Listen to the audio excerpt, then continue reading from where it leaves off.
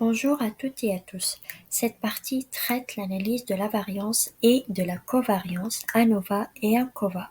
La méthode d'analyse bivariée ANOVA permet de croiser deux variables, une qualitative ou nominale et l'autre quantitative ou métrique pour évaluer la relation d'indépendance entre elles. En fait, ANOVA signifie analyse de variance et cette technique vérifie l'existence des différences significatives entre les moyennes de deux groupes ou plus. Nous cherchons dans cet exemple à savoir s'il y a une relation entre le salaire du début de carrière et la catégorie socio-professionnelle. Pour y faire, cliquez sur Analyse, Comparer les moyennes et ANOVA à un facteur. Notre variable dépendante, c'est le salaire du début de carrière et le facteur, c'est la catégorie socio-professionnelle. Notons qu'il existe deux formules. L'une est utile si les variances sont égales et l'autre si les variances sont inégales. C'est pourquoi il faut sélectionner dans la rubrique Options Test d'homogénéité de variance qui vérifie si les variances sont égales entre les différents groupes en utilisant le test de Levy, le test de Welch qui permet de comparer les variances entre les différents groupes si les hypothèses de normalité et d'égalité de variance ne sont pas respectées. Nous sélectionnons également caractéristiques pour présenter et résumer les données. Puis cliquez sur Poursuivre et OK. Le premier tableau présente les statistiques descriptives. D'après ce tableau, le salaire de début de carrière moyen pour les étudiants égale à 6 241, 6 958 pour les employés, 6 571 pour les agriculteurs et ainsi de suite. Nous observons dans le deuxième tableau que la significativité égale à 0,064 qui est supérieure à 0,05. Donc les variances sont égales. Par la suite, le tableau ANOVA présente la valeur de f et la valeur de la significativité. Alors, f égale à 2,722 et p égale à 0,044, qui est inférieur à 0,05. Donc, il existe une relation entre le salaire du début de carrière et la catégorie socio-professionnelle. C'est-à-dire, la catégorie socio-professionnelle influence significativement le salaire du début de carrière.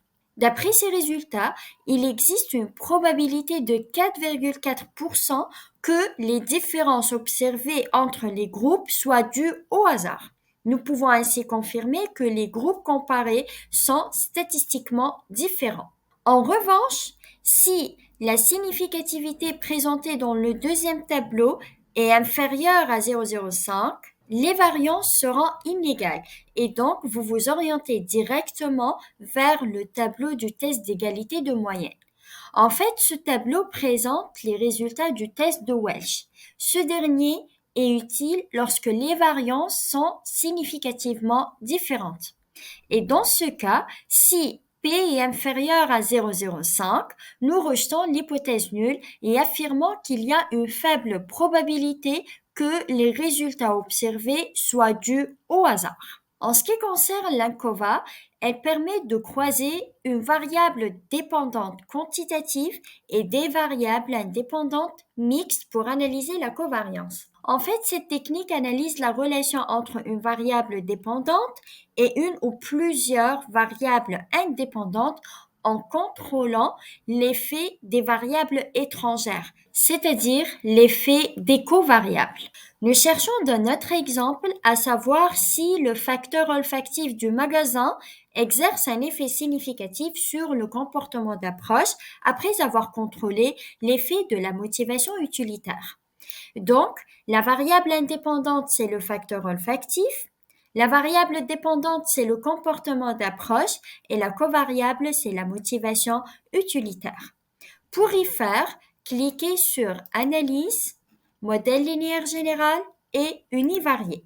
Insérez la variable dépendante dans la première boîte qui est le comportement d'approche. La deuxième variable, qui est la variable indépendante, doit être insérée dans la boîte intitulée facteur fixe. Dans notre cas, c'est le facteur olfactif. Et la covariable dans la quatrième boîte. Dans la rubrique Options, vous pouvez choisir le test qui convient à votre enquête. Dans notre cas, nous sélectionnons Statistiques descriptives et Test d'homogénéité.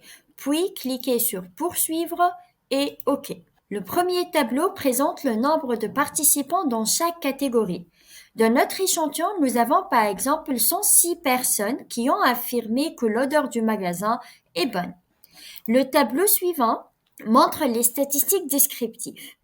Par exemple, la moyenne des personnes indiquant que l'odeur du magasin est mauvaise est égale à 3,40 et 3,80 pour les personnes affirmant que l'odeur est bonne, et ainsi de suite. Les résultats présentés dans le tableau test d'égalité des variances s'interprètent de la même manière que dans l'analyse ANOVA.